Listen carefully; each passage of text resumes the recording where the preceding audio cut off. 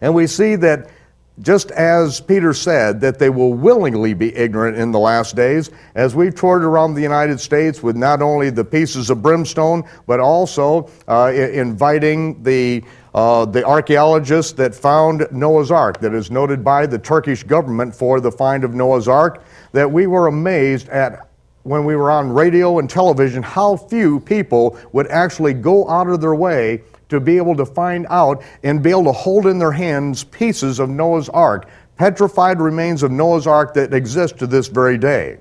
Because it was in the late 1950s that a boat-shaped object appeared in a field in northern Turkey in the mountains of Urartu. And then it was in 1978 that an earthquake took place in northern Turkey, and that earthquake went right straight down the middle of that boat-shaped object. You can still see the fissure line in it today. And what happened is that by an earthquake, in 1 minute, what happened is that it shook all the earth away around the sides of this boat-shaped object, exposing 30 to 50 feet of the horizontal deck support timbers and the rib timbers of the petrified remains of Noah's Ark. And in 1 minute, God excavated the Ark of Noah more in 1 minute than what archaeologists could do in 100 years with modern equipment. God is the one that is in charge, and He has left this testimony in the earth in the last days. And as we have been going around the country presenting these different evidences and seeing that instead of hundreds of thousands of people coming out, there would just be a few hundred. While most people stayed at home watching television, immersed in the sports or whatever it was, and it's always a disappointment to see how many people come out to see these things. But it's never a disappointment in who comes out, because God has called His people in the last days. He has let them know that there is something very significant that is about to shake loose. And in just the last few years, we have seen it in which so many people, so many groups around the country and around this part of the world, that all of a sudden the feast of the Lord have become very important to them. It's become very significant to them, but they have not known why. And so now in these last days, God is bringing forth these things so that we can understand them. Now, as Peter went on in this, he said that in the last days that they will willingly be ignorant, and that God is going to shake the heavens and the earth this next time. In the days of Noah, He shook the earth. This next time, it is going to shake loose. And it says that God is not slack concerning His promises of judgment. When it looks as though life is continuing on as it always has, but God isn't slack concerning those promises of judgment spoken by the Hebrew prophet. God is long-suffering. He's not willing that any should perish.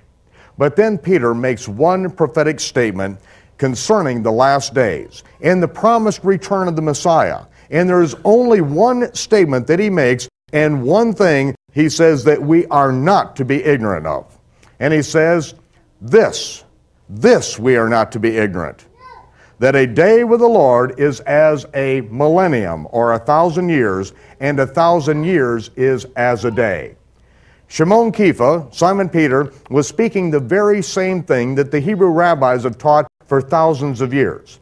In that God created the heavens and the earth in 6 days, and on the seventh day He rested. What that means is that man will have his time of rule and reign on the earth for 6,000 years. The Messiah will reign in the seventh or the Sabbath millennium, the day or the millennium of the Lord. In the book of Barnabas, who is a first century Jewish follower of Yeshua of Nazareth, he also stated the same thing, in that God created the heavens and the earth in 6 days, the seventh day He rested. He said that the Messiah will reign in the seventh or Sabbath millennium, the day or the millennium of the Lord, as it is understood throughout the Hebrew Scriptures. The first century Jewish followers of the Messiah were under no delusion that the Messiah would be returning at any moment. That, for the most part, is a Western Gentile Christian fabrication that has been extrapolated out of theological training rather than from the Holy Scriptures. And so it is that God has left a testimony for this period of time, saying a day with the Lord is as 1,000 years, and 1,000 years as is a day. Now, we, for the most part, in this part of the world, are not taught basic math, especially in church. Because if we cannot get 3 days and 3 nights between Good Friday and Easter Sunday, there's like no hope that we would be able to do any advanced mathematical calculations. But we're going to do some of those today. Because we see that just as Adam's first year was the year 1, and the first millennium was the year 1 through the year 1000, then the second millennium was the year 1001 through 2000, third 2001 through 3000, that by the time we get to the year 6001, that is when the seventh or the Sabbath millennium, the day or the millennium of the Lord begins. And we also see that picture right back in Bereshit, back in Genesis, in which it says that God spoke to Adam and said, "In the day you eat thereof, thou shalt surely die." But yet we see that Adam lived for 930 years. How do we reconcile that? It's because we know that a day with the Lord is as 1,000 years is as a day. Adam was created to live forever, but he died in the day or the millennium in which he was created, and from that point on, no one, even though Methuselah came close at a lifespan of 969 years, no one has ever lived past the day, even right from the very beginning. And so God said it right in Genesis and showed how that prophetic shadow picture is going to be seen throughout the scriptures, and through the feast of the Lord, the spring feast and the fall feast, we are going to see how these all play a part. Now, according to the modern Jewish calendar, it is currently the year 5760. The year 5760 would indicate that we are at least 240 years away from the beginning of the seventh or the Sabbath millennium. But there are no Jewish scholars on the planet today that dispute the fact that years have been subtracted from the total elapsed time calendar. We all know that years were subtracted. The question is, how many years? It's the noted Jewish rabbi, Shimon Schwab, who stated that he could prove that there are at least 165 years missing from the total elapsed time calendar, and perhaps many more. So the question remains, what year is it? Now, among the Western Gentile or the Christian chronologists, there are none that really would argue with this following statement, that creation was around the year 4000 BCE, 4000 BC.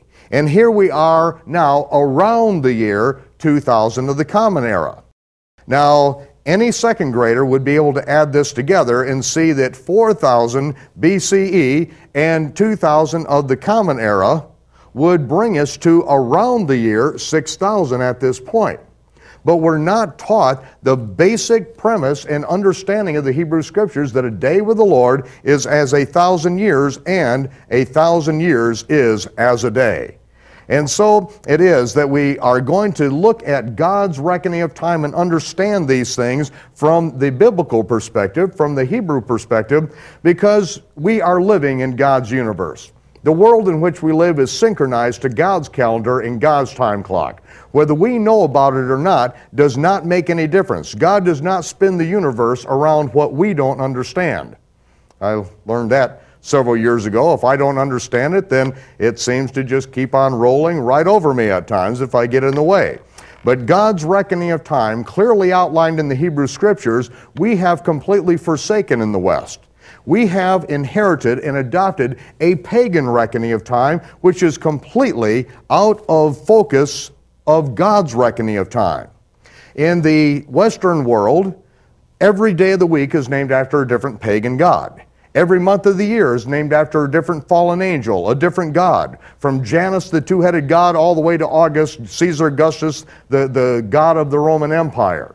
And so it is that we have inherited a pagan reckoning of time and have completely forsaken God's reckoning clearly outlined in the Hebrew Scriptures.